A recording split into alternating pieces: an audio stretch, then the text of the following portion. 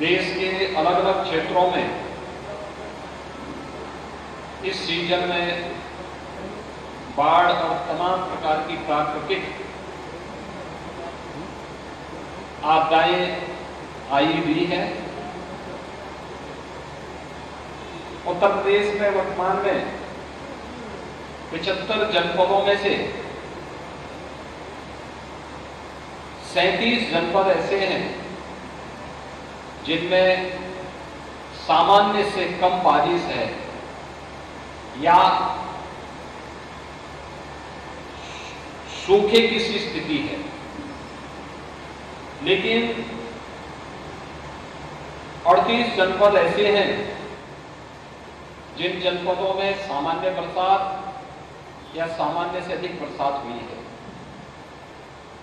और इस सामान्य से अधिक बरसात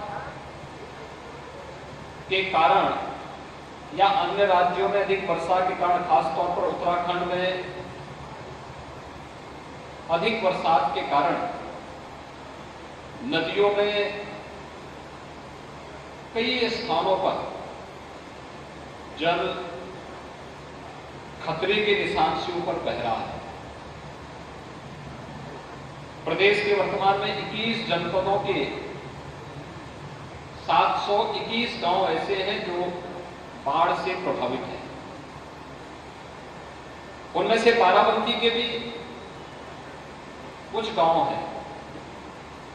जिनमें बाढ़ आई थी, कुछ में उतर चुका है, कुछ में भी प्रभाव बना हुआ है। मैंने बीच में प्रभारी मंत्री को भी जनपद के निरीक्षण के लिए भेजा था। आज भाइयों बहनों रक्षाबंधन का अवसर है, तो इस अवसर पर मैंने कहा मैं भी बाराबंकी जनपद का सर्वेक्षण करूं। मैं भी सर्वेक्षण करके आया हूं और कुछ गरीबों को, जो पीड़ित हैं, प्रभावित परिवार हैं, जो लोग इस योजना का लाभ जिन्हें मिलना चाहिए और योजना का लाभ किस रूप में दिया जा रहा है, उसी का निरीक्षण करने के लिए मैं आज यहाँ पर आया हूँ। यद्यपि कार्यक्रम दूसरी जगह में था, लेकिन मुझे लगता है कि इस वर्ष मैं बाबा लोधेश्वर नाथ जी का दर्शन नहीं कर पाया था और बाबा की रात को ऐसी कृपा हुई कि मुझे ये बगैर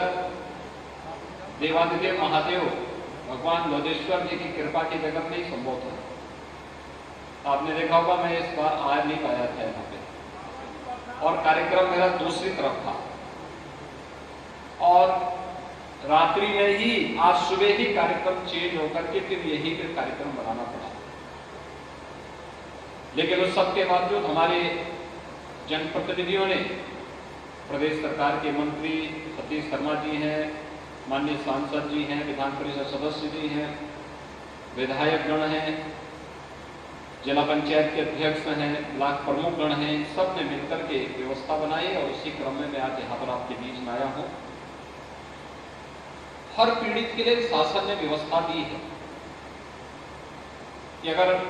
10 दिन 15 दिन तक पानी है तो कम से कम उस परिवार को 10 किलो चावल, 10 किलो आटा, 10 किलो आलू, 2 किलो अरहर की दाल, 1 किलो रिफाइंड तेल, मिर्च मसाले,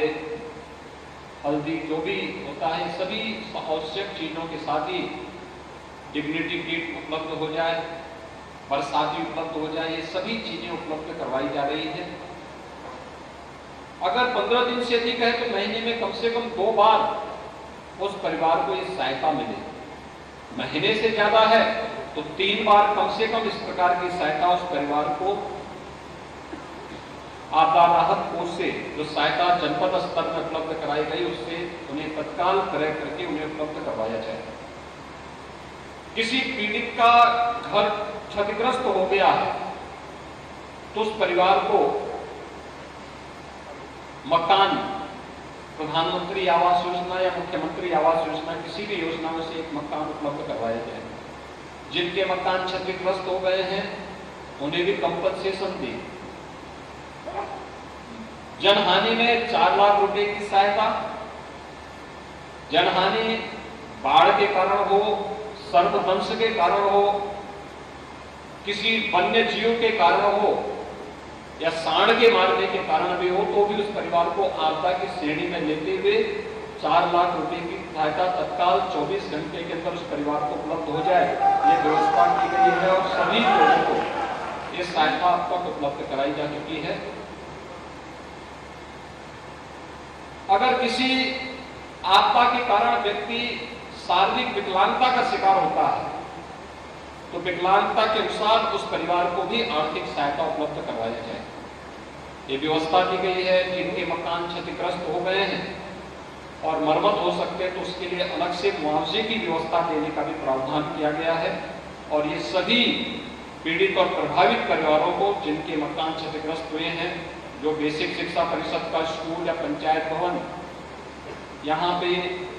नदी की बाढ़ की चपेट में आए हैं,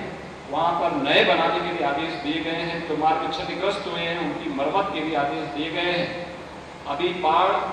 सितंबर माह में भी पूरी कभी भी आ सकती है, उसकी पूरी तैयारी की जा रही है और हमारा प्रयास होगा कि अभी से सर्वे करके इस बात को सुनिश्चित कर दिया जाए कि आने वाले समय में इसके कोई स्थायी समाधान का रास्ता निकलना चाहिए। मैंने तो यहाँ जिला प्रशासन को पहले भी कहा है कि तटबंध और नदी के बीच में जो लोग बसे हैं, अगर वे लोग इस पार बसना चाहेंगे तो उनके लिए हम कंपनसेशन उनको दें, उनको इधर बसाने की व्यवस्था कर लें, जिससे बाढ़ की समस्या का उनके समाधान का एक रास्ता उनके लिए निकाला जा सके और सरकार उसमें थोड़ा सहयोग उनको करेगी। अगर सभी लोग बसाना चाहेंगे तो एक अच्छी कॉलोनी उनके लिए बनाई जा सकती है, सरकार अपने खर्चे पर बनाएगी, वे लोग तैयार हों, हम उसके लिए उन्हें पूरा सहयोग करेंगे। यहाँ पर बाढ़ बचाव के लिए कटान और निरोधक कुछ उपाय किए गए थे। जहां पे नए स्थानों पर नदी कटान कर रही है उसके लिए फिर से सिंचाई विभाग को निर्देश दिए गए हैं कि वे जाकर के इसका निरीक्षण करें और तत्काल कार्य योजना बना करके बरसात के बाद इसको यहाँ पर लागू कर दें, जिससे आने वाले समय में बाढ़ की त्रासदी से स्थानीय लोगों को बचाया जा सके। आज के इस अवसर पर आज रक्षाबंधन का पावन पर्व भी है। रक्षाबंधन का एक पर्व न केवल भाई बहन का पर्व है बल्कि एक पवित्र पर्व भी है। हम इस अवसर पर समाज में गरीबों के साथ, पीड़ितों के साथ, वंचितों के साथ खड़े होकर के न केवल उनके साथ सुरक्षा का एक कवच बने बल्कि इससे समाज की सुरक्षा और राष्ट्र की सुरक्षा को भी मजबूती बनाने में हम सब योगदान दें।